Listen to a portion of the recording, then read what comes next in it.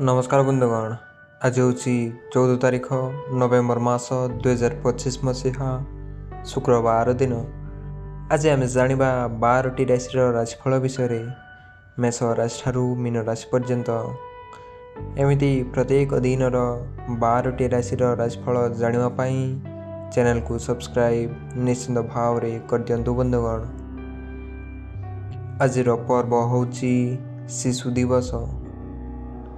आज तिथि मार्गशीर कृष्ण पक्ष दशमी 13 तारीख नवेम्बर मास 2025 मसीहा राति 11:34 गुरुवार ठारू 15 तारीख नवेम्बर मास 2025 मसीहा राति 12:50 शनिवार पर्यंत।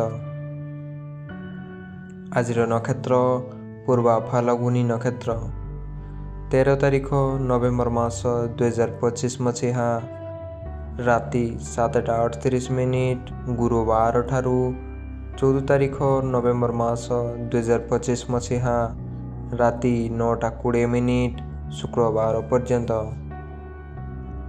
आज जोग इंद्र जोग 13 तारीख नवेम्बर मास 2025 मसीहा सकाळ 6:57 गुरुवार ठारू 14 तारीख नवेम्बर मास 2025 मसीहा सकाळ 6:37 शुक्रवार पर्यंत।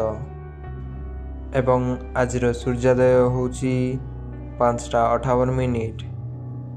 आज सूर्यास्त संध्या 5:02। बंधुगण एवं जानिनबा 12टी राशि राशिफल विषय। सर्वप्रथमे जानिनबा मेष राशि। आज सकाळु सकाळु आपणक यात्रा और भ्रमण प्रीतिप्रद रहिबो। बृहस्पति उच्चावस्थान दृष्टिकोणरू सामाजिक स्तर रे प्रतिष्ठा लाभ पाई पारंती।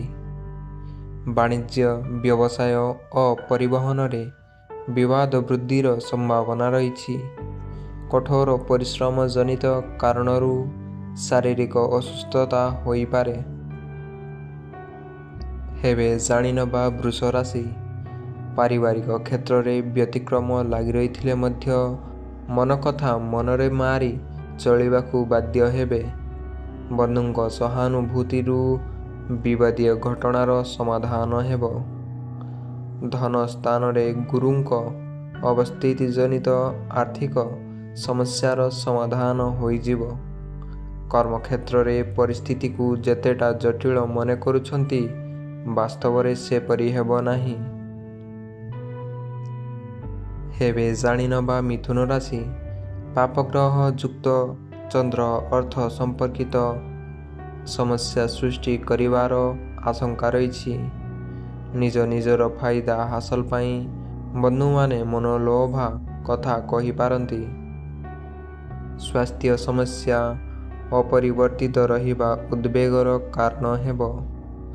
वाणिज्य व्यवसाय रे प्रतिद्वंदिता सह परोक्ष शत्रुता कर्मक्षेत्र को व्यस्त बहुल करिपारे। हेबे जानिनबा कर्कट राशि। विभिन्न समस्या को सामना करी व्यस्तता वृद्धि पाइब। अवश्य आत्मीय स्वजन मानक साहाय्यर प्रतिश्रुति आपणकू नूतन कर्मारंभ पाई प्रेरणा प्रदान करिवो। प्रत्येक क्षेत्र रे अजणा अशुणा व्यक्ति ठारू दूरई रहिबा भल। जान वाहन चालन रे सतर्कता अवलंबन करिबा भल हेबो। हेबे जानिनबा सिंह राशि। आज चेष्टा करुथिबा काम कदापि व्यर्थ हेबो नाही।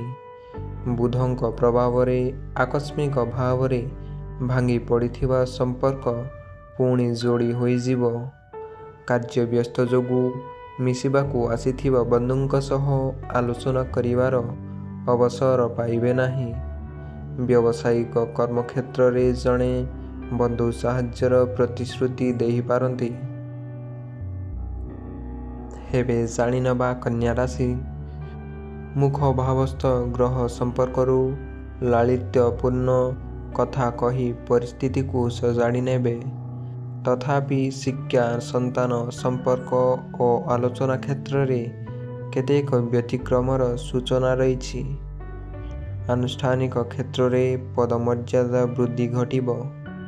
କଳା, ସାହିତ୍ୟ, ସାମ୍ବାଦିକତା ତଥା ସାହିତ୍ୟ ଓ ଆଧ୍ୟାତ୍ମିକତା କ୍ଷେତ୍ରରେ ବେଶ୍ ଆଦୃତ ହେବେ। ଜାଣିନେବା ତୁଳା ରାଶି। ପ୍ରତ୍ୟେକ କ୍ଷେତ୍ରରେ ଅବସ୍ଥା ଦେଖି ବ୍ୟବସ୍ଥା କରନ୍ତୁ, ନତୁବା ଅସୁବିଧାରେ ପଡ଼ିପାରନ୍ତି। କୌଣସି କାର୍ଯ୍ୟ ସମ୍ପନ୍ନ କରିବା କ୍ଷେତ୍ରରେ ବନ୍ଧୁମାନେ ଅସହଯୋଗ କରିବେ। ବୃହସ୍ପତିଙ୍କ ପ୍ରଭାବରୁ କର୍ମକ୍ଷେତ୍ରରେ ଶତ୍ରୁ ଉପଦ୍ରବ ହ୍ରାସ ପାଇବାର ଅନୁଭବ କରିବେ। ଭୁଲ ବୁଝାମଣାରୁ ପାରିବାରିକ ସମସ୍ୟା ମାନସିକ ସ୍ଥିତିକୁ କଳୁଷିତ କରିପାରେ। ଜାଣିନେବା ବିଛା ରାଶି। ବଳବାନ, ସ୍ୱଗୃହୀ, ମଙ୍ଗଳ ହେତୁ ସ୍ୱାସ୍ଥ୍ୟ ସମସ୍ୟା ନିୟନ୍ତ୍ରଣାଧୀନ ରହିଲେ ମଧ୍ୟ ମାନସିକ ଅସ୍ଥିରତା ଲାଗି ରହିବ। ପ୍ରତିଦ୍ୱନ୍ଦ୍ୱିତା ବୃଦ୍ଧି ପାଇବାରୁ ବ୍ୟବସାୟରେ ମତାନ୍ତର ଦେଖାଦେବ।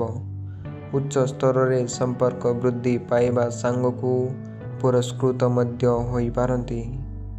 ଜମିଜମା କାରଣକୁ ନେଇ କୌଣସି ସମ୍ପର୍କୀୟଙ୍କ ସହ ଯୁକ୍ତିତର୍କ ଲାଗିପାରେ। ଜାଣିନେବା ଧନୁରାଶି। ଶନିଙ୍କ ଦୁର୍ବଳତା କାରଣରୁ ଆଜି ଆପଣଙ୍କ କଥା ଓ କାମରେ ତାଳମେଳ ରହିବ ନାହିଁ। ସ୍ୱାସ୍ଥ୍ୟ ଓ ପାରିବାରିକ ସମସ୍ୟା ପୂର୍ବପରି ରହିବା ହେତୁ ସାମୟିକ ଚିନ୍ତା କରିବେ।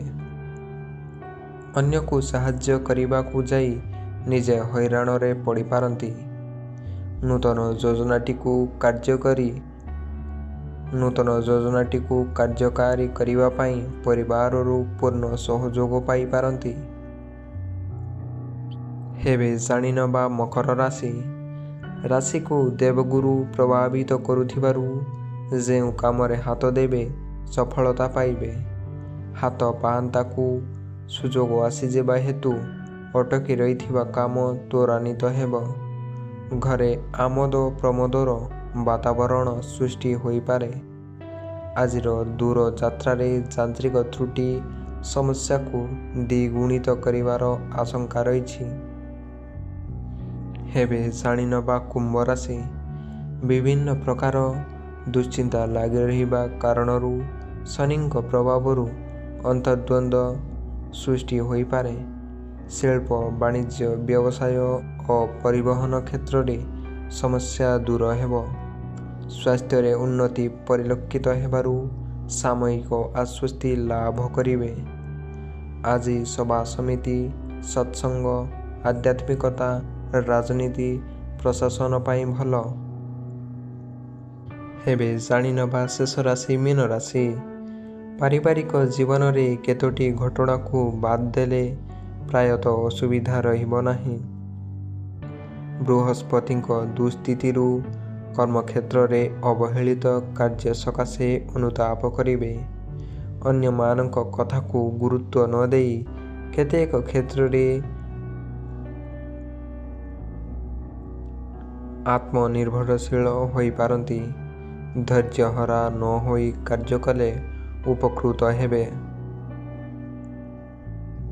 ତ ବନ୍ଧୁଗଣ, ଏଇ ଥିଲା ଆଜିର 12ଟି ରାଶିର ରାଶିଫଳ, ମେଷ ରାଶିଠାରୁ ମୀନ ରାଶି ପର୍ଯ୍ୟନ୍ତ।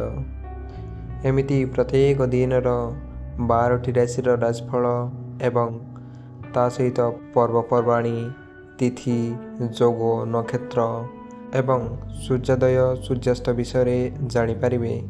ତେଣୁ ଚ୍ୟାନେଲକୁ ସବସ୍କ୍ରାଇବ୍ ନିଶ୍ଚିନ୍ତ ଭାବରେ କରିଦିଅନ୍ତୁ ବନ୍ଧୁଗଣ। ଦେଖାହେବା ଆସନ୍ତାକାଲି 12ଟି ରାଶିର ରାଶିଫଳ ସହିତ।